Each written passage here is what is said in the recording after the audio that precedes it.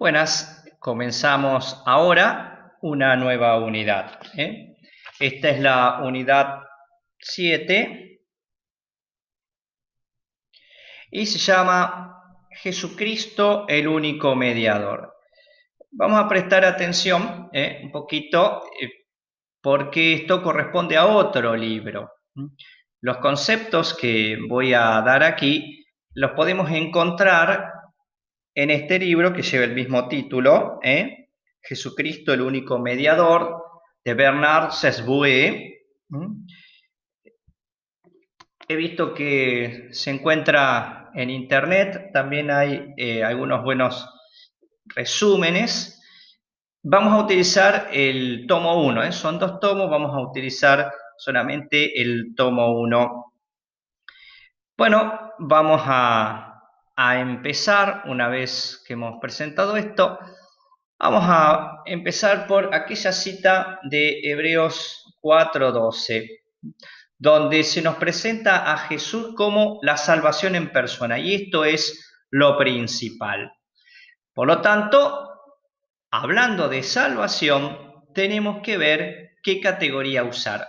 Esto significa que toda esta unidad la dedicaremos a la soteriología, aquella parte de la ciencia teológica que se encarga de la salvación. La soteriología es el centro de irradiación del mensaje cristiano. Más que ver cómo era Jesús, su constitución ontológica, que esa reflexión vino después, lo primero que predicaron los apóstoles es la salvación que nos ha traído Jesucristo. Jesucristo que murió, resucitó, que es Salvador. Lo vemos también en aquellas fórmulas: por nosotros, por muchos, por nuestros pecados, por mí, tan cara en San Pablo. Y esto nos habla de la proexistencia de Cristo. La proexistencia significa existir en favor de otro. Entonces vamos a empezar con el punto A. Se llama el malestar actual. El hombre, a pesar de tanto progreso, se percibe necesitado de salvación. Una de estas características, o un poco esto lo vemos en la enfermedad, tal cual es tratada en el Antiguo y Nuevo Testamento. El hombre se percibe ante los males como en una situación de desgracia, que apunta a un bien decisivo que no se alcanza o que se perdió. Acá nos encontramos con el misterio del mal. A veces es un poco difícil distinguir si este mal es un mal que va a existir sí o sí, es decir, fatalista, o depende de las libres decisiones del hombre. Un poco las interpretaciones que trae el Antiguo Testamento no nos deja ver claro esto, pero sí que el fruto del misterio del mal es la muerte, y también otros, como la ruptura de las relaciones entre las personas o, como ya hemos visto, la enfermedad. En definitiva, el misterio del mal nos habla de una separación del absoluto, el hombre destinado al absoluto y no puede, no quiere, no alcanza esta situación final. Y sin embargo, frente a esta situación de desgracia, hay una respuesta, y la respuesta la da el Evangelio, la buena noticia. Y esta buena noticia es que estamos salvados, y así se inaugura el reino de Dios. Es cierto, el pecado no es la única razón de la salvación. De lo contrario, Dios sería alguien que simplemente anda poniendo remedio, un parche, a algo que le salió mal. Dios tiene un plan de comunión final y total con todos. Los padres hablan en este sentido de divinización, pero toma características especiales en nuestra historia humana, que es la de salvación por causa del pecado. Pero esa no es, el pecado, repito, no es la única razón de la acción de Dios. Decir estamos salvados, sin embargo, muestra que necesitamos un Salvador. Este Salvador solo puede ser Dios, porque de esta manera la salvación alcanza la universalidad. Sin embargo, el hombre no puede ser un títere de Dios, Por eso el Salvador tiene que ser solidario en todo con el hombre. Y aquí vemos la figura de Cristo, solidario con el hombre por su humanidad, solidario con Dios por su divinidad, por lo que Él es. Ahora bien, hablamos de un cierto malestar frente a la noción de salvación. Tenemos dificultades. En primer lugar, hay una dificultad de lenguaje. ¿Qué decimos cuando decimos salvación? ¿Tenemos hoy, en el siglo XXI, la misma idea de salvación que en el siglo I? Hoy tenemos muchos derechos, hoy tenemos una vida que podríamos llamar bastante cómoda o aliviada, al menos incluso aquella parte de la población que tanto sufre respecto a lo que era la media de vida en la época de Cristo y de los apóstoles. Tenemos también una dificultad en cierta repulsa de la muerte. No nos gusta hablar de la muerte.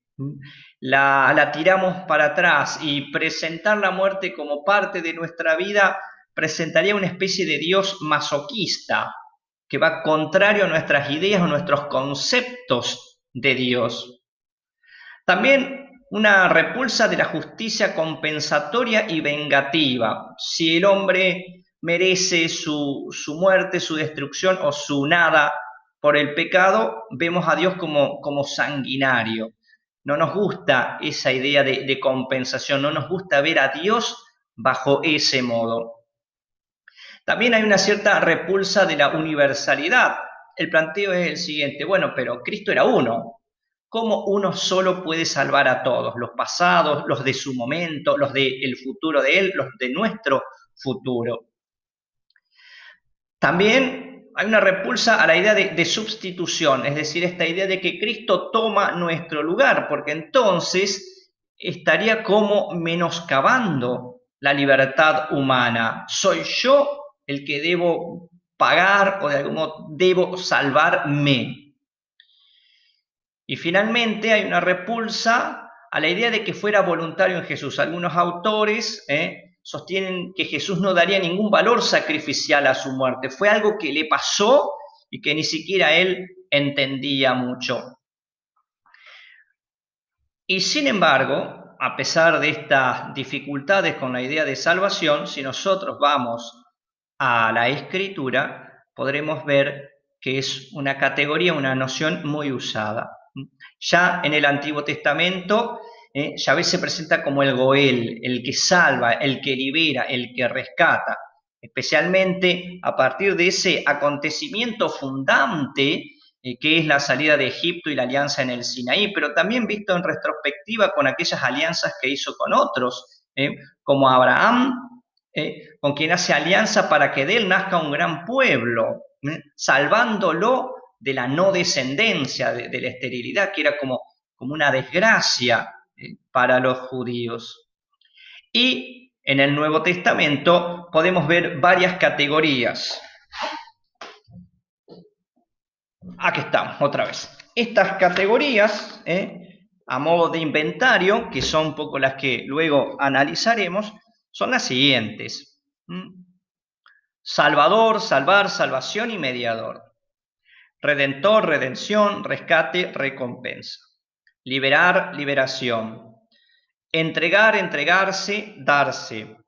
Justificar, justicia, justificación, especialmente en el vocabulario paulino. Perdonar, perdón, remisión de los pecados. Reconciliar, reconciliación. Adopción filial de hijos de Dios, participación de la naturaleza divina y vida eterna. Expiar, expiación, propiciación. Sacrificio, un poco con la retórica de la sangre. Testimonio y martirio. Intercambio entre maldición y pecado por un lado y justicia y santidad por el otro. Y también las fórmulas querigmáticas, muerto por nuestros pecados y la famosa pro nobis, es decir, por nosotros. Estas varias categorías que se usa en el Nuevo Testamento nos muestra que en Cristo Dios salva gratuitamente, permitiendo al hombre un acto de obediencia y amor. ¿Mm? Todas estas categorías, como son deudoras de la cultura de aquella época y las que van a utilizar los padres y los teólogos también, trabajan por medio de metáforas e imágenes y por lo tanto tenemos que ir purificándolas. Sobre el tema de la salvación, sobre qué categoría es la más conveniente para entender la salvación, no hay definiciones dogmáticas solemnes. Estas se mencionan marginalmente. Por ejemplo, en el credo niceno-constantinopolitano, el credo largo, que es cuando dice que por nosotros los hombres y por nuestra salvación bajó del cielo y por obra, ahí está, por nosotros los hombres y por nuestra salvación. También con ocasión de la crisis pelagiana, en los concilios segundo y tercero de Constantinopla, con la crisis protestante, el concilio de Trento acerca del tema de la justificación, es decir, por qué, cómo y gracias a quién nos volvemos justos. También está mencionado en la declaración del Denzinger-Hühnermann 2005, en el Concilio Vaticano I y en el Concilio Vaticano II. Es decir, se mencionan marginalmente algunas de estas categorías. La redención, podemos tomar una como para empezar, no vamos a hablar de redención, pero puede estar planteada esta salvación de un modo ascendente o descendente. El modo descendente es una acción de Dios que baja hacia nosotros, fue más propia del primer milenio, muy usada por la parte oriental del cristianismo aún hoy, y podríamos sintetizarla en una de ellas, hay varias, pero en una de ellas que es la de rescate. Por otro lado, las ideas ascendentes son propias del segundo milenio, mucho más occidentales, y la categoría que podría englobar a otra es la de satisfacción. Son categorías complementarias, porque en realidad la ascendente no puede darse sin una descendente previa. Al igual que habíamos hablado de la alianza en el Antiguo Testamento, donde en teoría es entre iguales, pero en la realidad fue entre desiguales, sino que Yahvé capacita al pueblo para poder hacer alianza.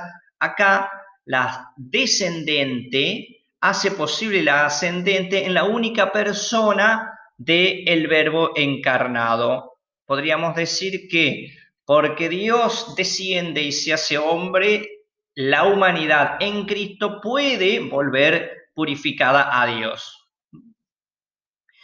Tenemos que tratar de evitar el error de usar esquemas solamente humanos. Por ejemplo, la idea de compensación, que es una correspondencia exacta entre el mal cometido y su reparación. Esto lleva a las ideas de pena vindicativa, donde Dios sería en realidad vengativo de su honor herido y no misericordioso. Es más, en una tergiversación de estas ideas, Dios se vengaría matando a Jesús, se vengaría de nosotros matando a Jesús. Por eso esta categoría no podríamos usarla. Y repito, es un error usar esquemas solamente humanos. Tenemos que usarlos, especialmente aquellos que son presentados en la Sagrada Escritura, pero ir purificándolos también. Así, tenemos que analizar muy bien los ámbitos del lenguaje.